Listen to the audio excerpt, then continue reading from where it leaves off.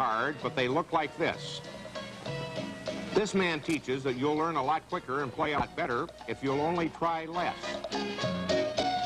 The idea is to just let the body do what it's capable of doing. But that's hard, because your mind is always there saying, I want to do better, I want to do better, I want to get this ball over. And finally, I'll have some reflections on the inner game of tennis. Let's say you're trying to learn a new skill.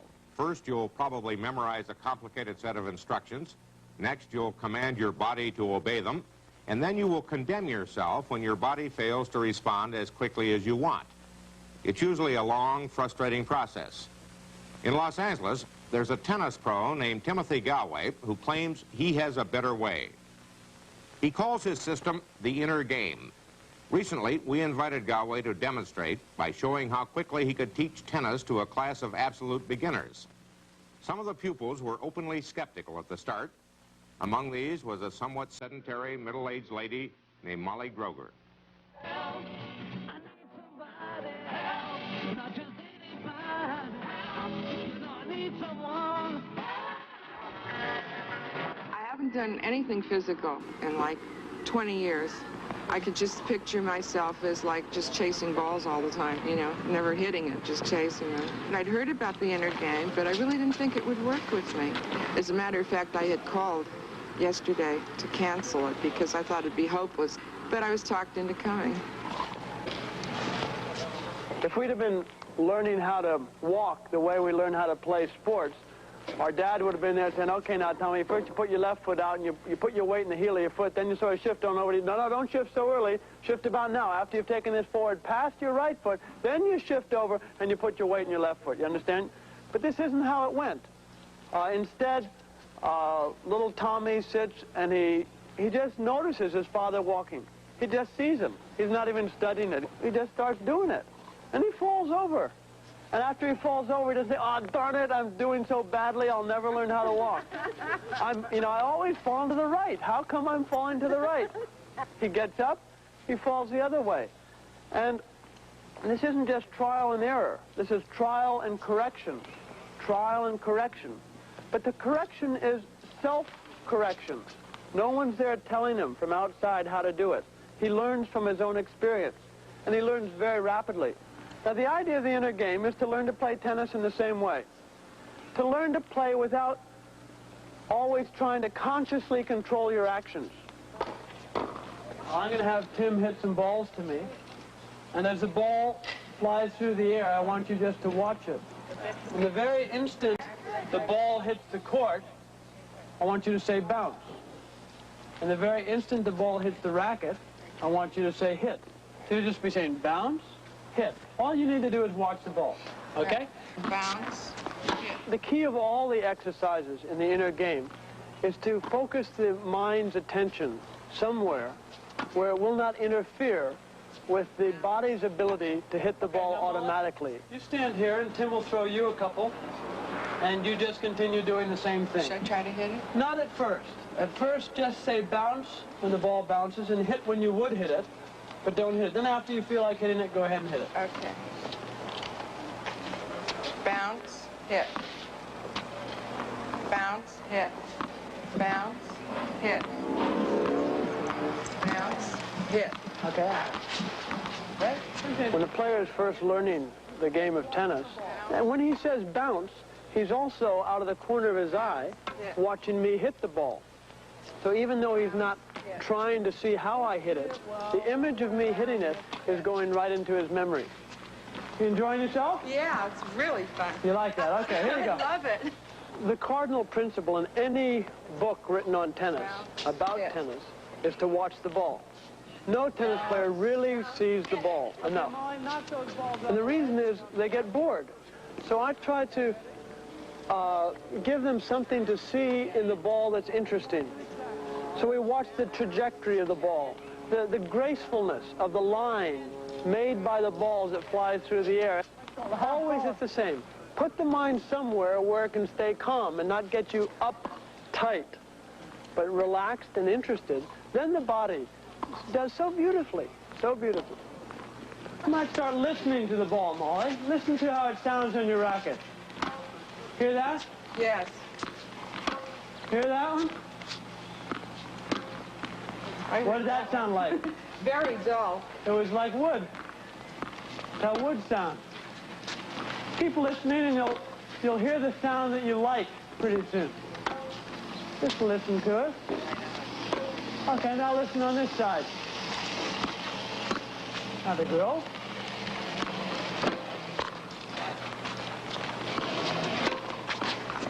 Okay. Now feel where that racket is part of your arm. That's it. Just feel it. Don't try so hard. Let it happen. That's it. Do what's comfortable, Molly. Every time I did start to think, things went wrong. Just feel the taste. When you just stop thinking, the body seems to know what to do. Can you feel with your left hand where it is? How'd it go? Just in the back there. Feel it. Okay.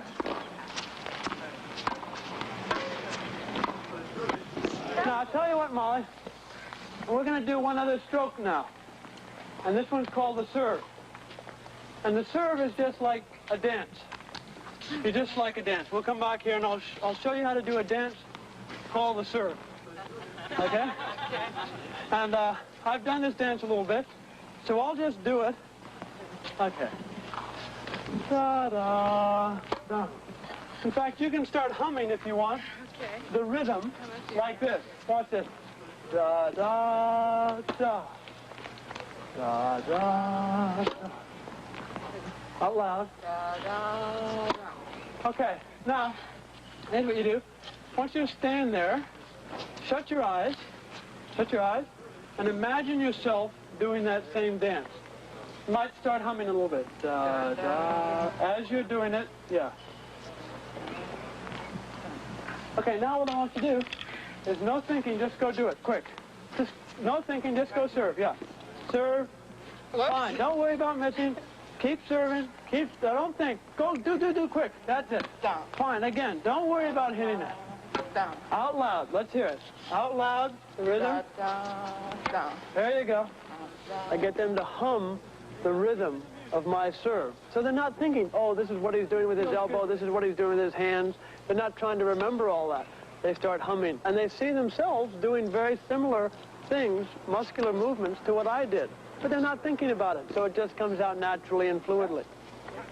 That didn't take long. That's called serving.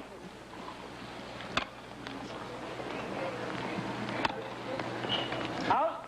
Out.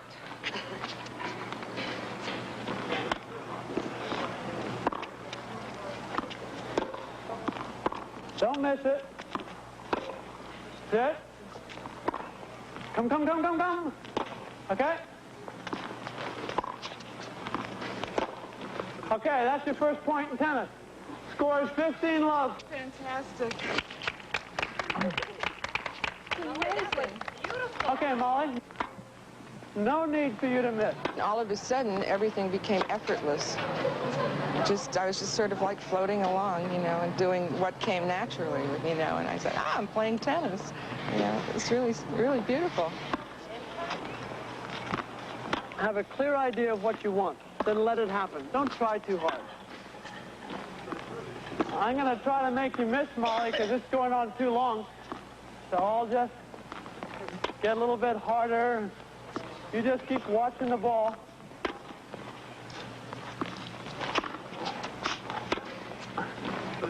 Keep watching it. They're rooting for you, Mom. Don't be distracted. Keep on that ball. Oh, Mom, that's fine. That's called tennis.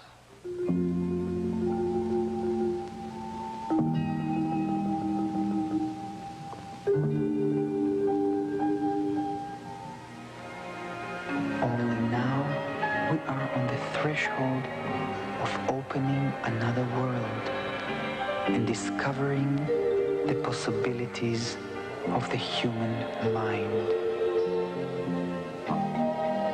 Everything is possible to you who truly believe.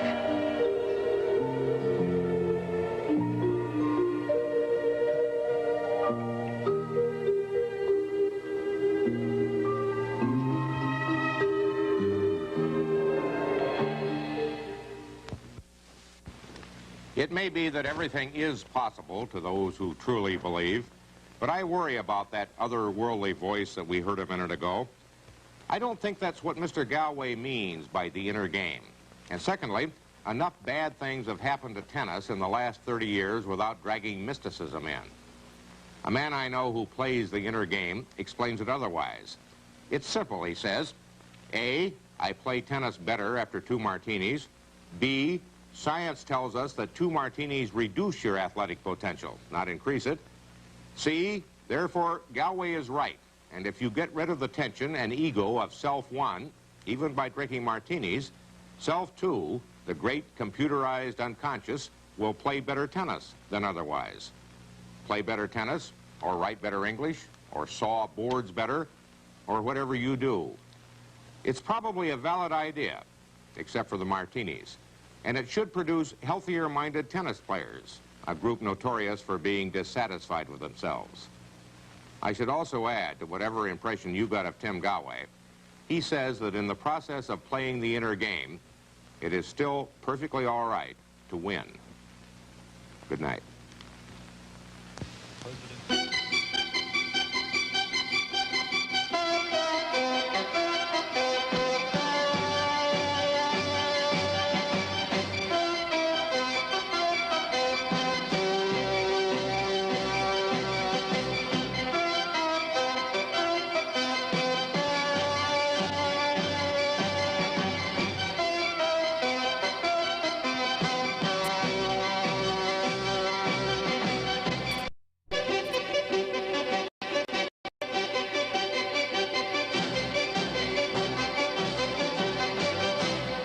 The Reasoner Report, a presentation of ABC News.